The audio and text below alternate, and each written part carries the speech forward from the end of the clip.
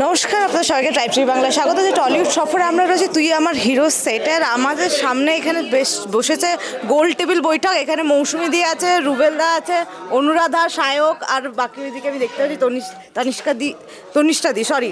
কষ্টটা তো মায়ের সবচেয়ে বেশি। এবার যাই, মৌসুমি দি কি চলছে একটু বলো, তুমি বাড়ির বড় দায়িত্ব নিয়ে কি চলছে একটু। হ্যাঁ, প্রচুর দায়িত্ব নিয়ে ফেলেছি, কিন্তু সেই দায়িত্বটা ভাগ করতে পারছি না। তার কারণ কি, সব দায়িত্ব আমার মানে নাতি নিয়ে নিয়েছে। সেই মানে আমি সব দিয়ে দিয়েছি তাকে, সেই রোজ দায়িত্ব পালন করছে, আমাদেরকে রিলিফ দিয়ে দিয়েছে, যার জন্য আমরা একটুখানি মানে রেস্টে আছি এই আর কি। তবে বাড়িতে তো প্রবলেম হচ্ছেই, সেই প্রবলেম সলভ করার জন্য আমার বড় ছেলে আছে, মেজো ছেলে আছে, আর ওই দুই বউ তো আছে, তারা তো যা করার করেই যাচ্ছে দিনকে দিন। বৌমা একটু বেশি প্রিয়? আমার কোনো বৌমাই নেই। ময়নাদি কি বলছে শাশুড়ি কোনো বৌমাই প্রিয় নয়? শাশুড়ি বৌমা পুরো আদায় কাজ করে, কি করা যাবে? চিরদিনের একটা, হ্যাঁ এটা চিরকালীন ব্যাপার। ট্র্যাডিশনটাকে ভাল করে আমরা সেই ব্যাপারটাকে আরো এগিয়ে নিয়ে যাচ্ছি ট্র্যাডিশনটাকে। এখানে এনার বৌমা বেশ পছন্দের, বললো শাশুড়ি খুব ভালোবাসে। ওপর বলতেই হয়, নাহলে বৌমা তার কারণ আছে, ভালোবাসার কারণ আছে। কারণটা পরে দেখাবে, কারণটা দেখতে গেলে সিরিয়ালটা দেখতে হবে মন দিয়ে। তুমি কি বড় লোকদের দেখতে পাচ্ছেন না, সেটা পরে না না বড় লোক। হ্যাঁ, আমি বলে দিয়েছি বড় লোক মানে বড় লোক। বড় লোক, বড় মানে মেয়ে পালিয়ে গিয়ে বিয়ে করেছে, কিন্তু বড়লোক ছেলেকে ধরে গিয়ে বিয়ে করেছে, কিন্তু তারপরে যখন দেখলো যে আর কিছু পাচ্ছে না, তখন এসে বাপের বাড়িতে ঢুকেছে আবার, এসে যত রকমের কুটকাচালি করার আর কি সেগুলো করছে এসে। রত্ন আর এটা চ্যাটার্জি ফ্যামিলি। বুঝতে পারছেন যে বৌমা প্রিয় ঠিক সেই কথাটা নয়, মেয়েও প্রিয় নয়, মেয়েও প্রিয় নয়। তাহলে কি বৌদিরা তোমার প্রিয়? এটা একটা কথা বললো বটে, সবার কথা বন্ধ হয়ে যাবে। আমি কারোর এই সিরিয়ালটা করতে এসে এমন হয়েছে যে কারোর সাথে সম্পর্ক কারোরই ভালো নয় দেখতে গেলে। ময়নাদির তো ভালোই নয় না, এই যে পাশাপাশি সহ্যই করতে পারে ডে ওয়ান। বর্ষা শুধু নয়, মানে কারোর সাথে কারোর সম্পর্ক ভালো নয়। এই সিরিয়াল সবার একটা করে পাঁচটা আছে, স্পেশালি সহ্য করা, সবার একটা করে অতীতের গল্প আছে। হ্যাঁ গল্প আছে, তো অতীতটা তো আছে। এই যে কারণ ও ভীষণ বসে আছে, কি খাওয়া দাওয়ার আলোচনা এই আপেল আছে, ছিল, তুমি হিরো বলে সুপারস্টারের বাড়ির লোকেরা সব এরমই খাই আমরা, আমাদের গাজর সেদ্ধ, পেঁপে সেদ্ধ।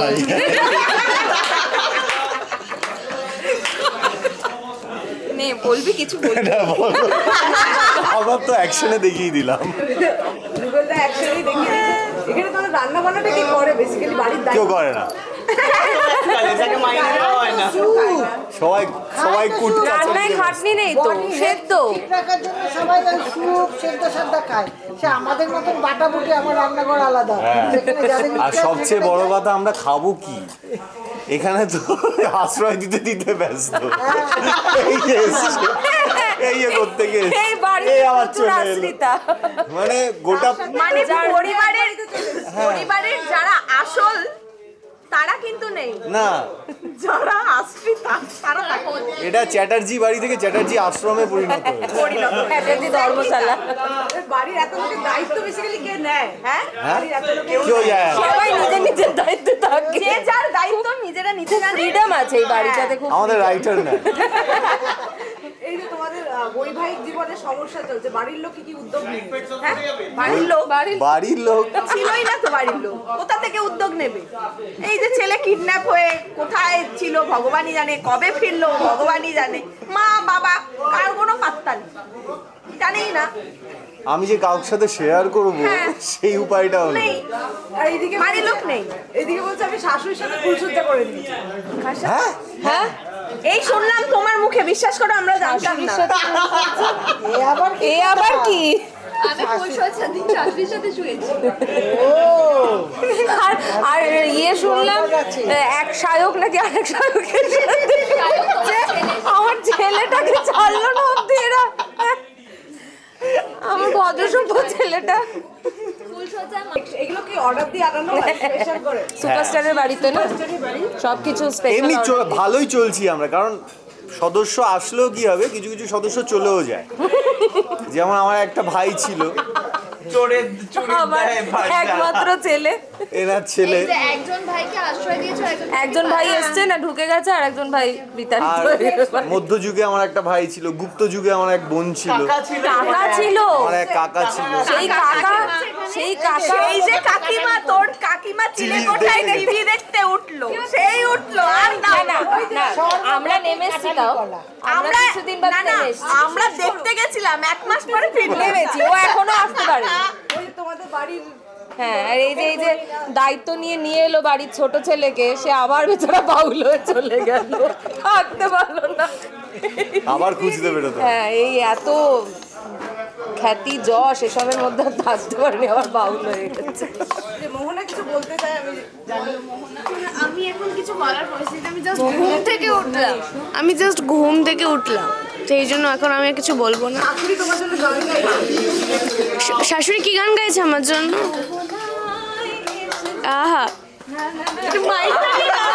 জানি না, ভুলে গেছি, লিরিক্স ভুলে গেছি। গানটা কিন্তু আমার খুব প্রিয় ছিল।